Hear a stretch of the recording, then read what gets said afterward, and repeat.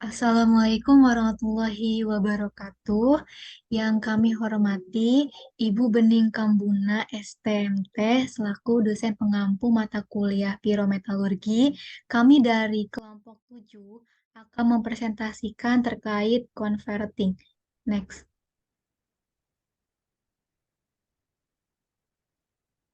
Adapun anggota yang pertama ada Bang Aditya Rahman dengan NIM 33341906060.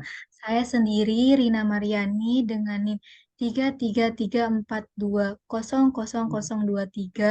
dan Rifki Makarim dengan NIM 333420054. Next. Adapun outline yang akan kami gunakan, yang pertama ada pendahuluan, yang kedua ada pembahasan, yang ketiga ada kesimpulan, dan yang terakhir ada referensi. Selanjutnya ada pembahasan mengenai yang pertama ada tentang batch converting, yang kedua tahapan proses converting, yang ketiga proses converting, yang keempat fungsi converting, yang kelima select hasil converting, yang keenam keuntungan dan kekurangannya, dan yang terakhir ada termodinamika.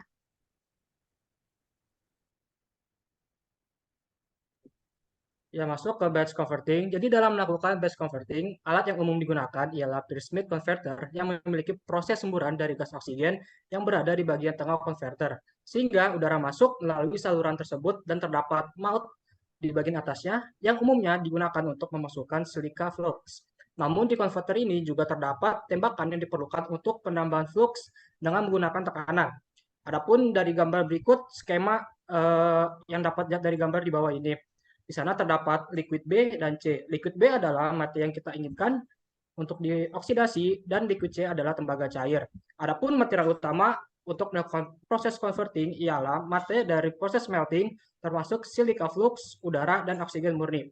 Hasil dari proses converting ini adalah yang pertama ada blister tembaga cair, yang kedua ada besi silika cair slag yang dimasukkan ke dalam CU recovery, dan terakhir ada gas keluar SO2 dan juga gas panas. Next. Berikutnya adalah tahapan converting, di mana tahapan converting ini terbagi menjadi 4. Yang pertama adalah penghancuran, yang kedua pemanasan, yang ketiga adalah reaksi redox, dan yang terakhir merupakan pembentukan slag. Selanjutnya ada proses converting. Yang pertama ada Noranda Continuous Converting. Tungku putar ini digunakan dalam proses konversi berkelanjutan Noranda yang merupakan pengembangan lebih lanjut dari peleburan yang lainnya. Met cair dan scrap di sini melalui tungku dan gas yang keluar diarahkan melalui lubang lain. Konverter dioperasikan secara terus-menerus dengan mempertahankan lapisan tembaga cair, met, dan terak, dan meniupkan udara yang diperkaya O2 melalui tuyeres.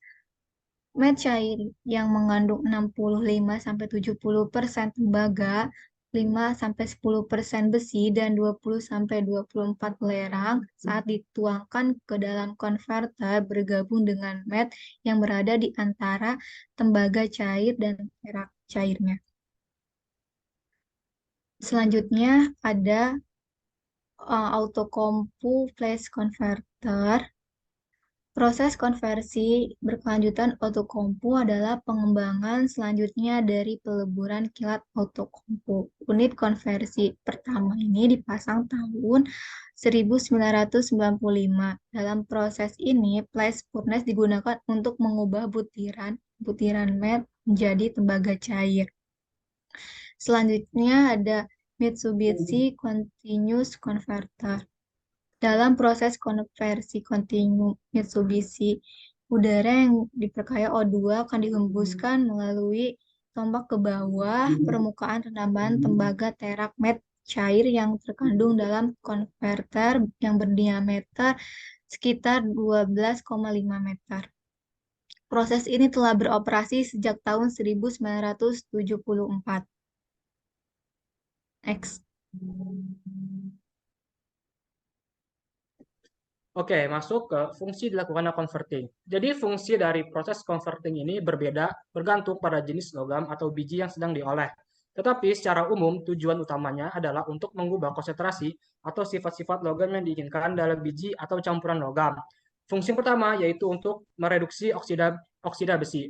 Jadi biji besi yang mengandung oksida besi diubah menjadi logam besi melalui reaksi reduksi dengan karbon monoksida yang dihasilkan dari proses pembakaran kokas atau batu bara. Reaksi ini menghasilkan besi cair yang memiliki kandungan karbon tinggi atau dikenal dengan pig iron. Yang kedua, yaitu untuk menghilangkan kotoran. Jadi besi kasar yang dihasilkan dari blast furnace mengandung berbagai kotoran seperti karbon, silikon, mangan, dan fosfor. Proses converting berikutnya, seperti proses Bessemer atau proses terbuka, berfungsi untuk menghilangkan sebagian besar kotoran ini melalui reaksi oksidasi. Fungsi yang ketiga yaitu penyesuaian komposisi kimia. Jadi setelah penghilangan kotoran, komposisi kimia dari besi cair disesuaikan agar sesuai dengan kebutuhan. Proses ini mencakup penambahan elemen paduan tertentu seperti nikel, krom, mangan, atau vanadium untuk menghasilkan baja dengan sifat yang kita inginkan. Lanjut ke fungsi yang terakhir yaitu untuk mengendalikan suhu dan juga oksidasi. Jadi proses converting juga mencakup pengendalian temperatur dan oksidasi dalam jangka untuk mengontrol reaksi kimia yang terjadi secara tepat dan menghindari pembentukan senyawa yang tidak diinginkan. Next. Berikutnya adalah slag dalam converting. Slag dapat didefinisikan sebagai larutan dari lelehan oksida. Biasanya, senyawa yang sering dijumpai pada slag yaitu FeO, Fe2O3, SiO2, CaO, MgO, dan Al2O3. Dalam proses converting ini, biasanya proses converting biji tembaga atau nikel sulfida, pengotor yang paling banyak merupakan besi dan sulfur. Dalam proses hidrometalurgi, cara untuk menghilangkan pengotor tersebut biasanya dengan cara oksidasi untuk menghasilkan sulfur dan besi diubah menjadi senyawa oksidanya seperti sulfur menjadi SO2 dan besi menjadi FeO atau Fe2O3. Next. Adapun kelebihan dan kekurangan dari konverter ini, yang pertama kelebihannya, efektivitas proses pemisahan sulfur, kedua meningkatkan kadar logam, ketiga dapat digunakan pada proses ekstraksi berbagai macam biji, dan yang keempat memperbanyak pilihan untuk proses selanjutnya atau proses refining. Adapun kekurangannya, yang pertama pencemaran lingkungan karena terbentuknya gas SO2, yang kedua pembuangan slag sebagai baik produk, yang ketiga konsumsi energi yang tinggi, dan yang keempat kompleksitas proses converting. Next. Lanjut ke termodinamika dalam proses converting. Jadi berdasarkan gambar berikut, yaitu merupakan diagram Ellingham, bisa kita lihat garis yang paling bawah mempunyai energi bebas Gibbs yang paling rendah dan produknya juga lebih stabil. Berdasarkan diagram tersebut, dapat dilihat juga bahwa sulfida besi dalam Cu2S FeS mate akan teroksidasi menjadi oksida besi lebih dahulu dibandingkan dengan perubahan tembaga sulfida menjadi tembaga oksida atau bahan Cu2S menjadi tembaga proses dari smelting dan converting.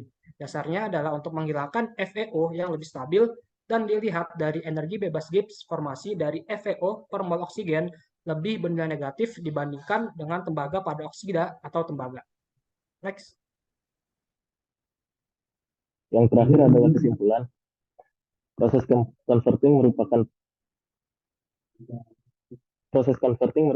merupakan proses pengubahan logam sulfida menjadi logam oksida yang terbagi menjadi 4 macam proses, yakni Pearsmith, di mana Cu mate cair akan ditiupkan dengan gas oksigen dan bejana akan diputar hingga reaksinya selesai. Namun proses ini akan membuat konversi terjadi secara putus-putus yang membuat hasilnya tidak optimal.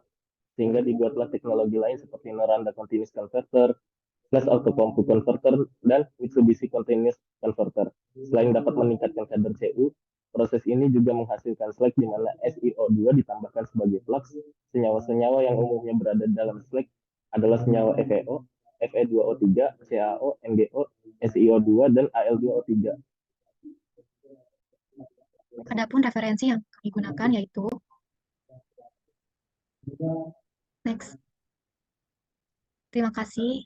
Kami dari Kelompok jika ada kekurangan. Assalamualaikum warahmatullahi wabarakatuh.